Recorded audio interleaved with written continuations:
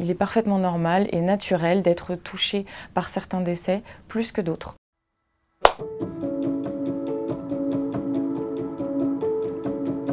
Bonjour, je m'appelle Leslie, je suis psychologue et je travaille dans un EHPAD du 92 depuis 12 ans bientôt. Aujourd'hui, nous allons évoquer comment affronter le décès d'un de ses bénéficiaires.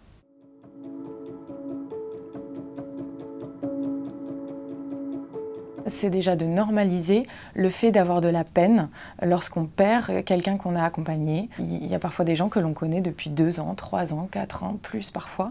Il est normal d'avoir de la peine malgré la distance professionnelle. Donc les émotions que l'on ressent, elles sont là de toute manière. Donc c'est simplement les observer sans les juger et être OK avec ça.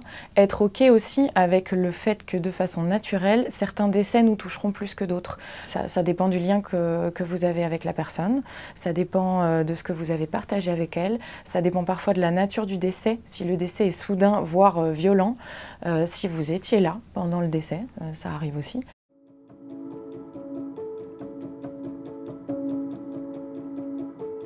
C'est simplement de répondre à leurs questions avec le plus de vérité et de transparence possible, de leur assurer de votre soutien, de leur assurer que la dignité de leurs parents que vous avez accompagnés a été préservée. Voilà, c'est les choses qui apaisent le plus et qui laissent aux familles un souvenir le plus apaisé qui soit.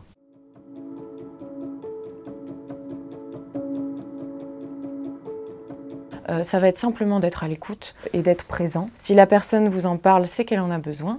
Si la personne pleure, idem. Peut-être aussi qu'elle peut ne pas du tout avoir envie d'en parler. C'est simplement de respecter ça.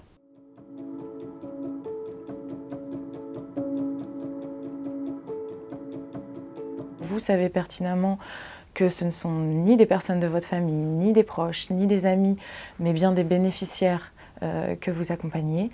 Il se trouve que malgré tout, parfois, un décès va quand même vous affecter et vous impacter. La chose qui va être le plus aidante dans ce cas-là, c'est de pouvoir le partager, en fait, tout simplement, de pouvoir en discuter, de pouvoir se rappeler de qui était la personne, de pourquoi elle vous a tant touché.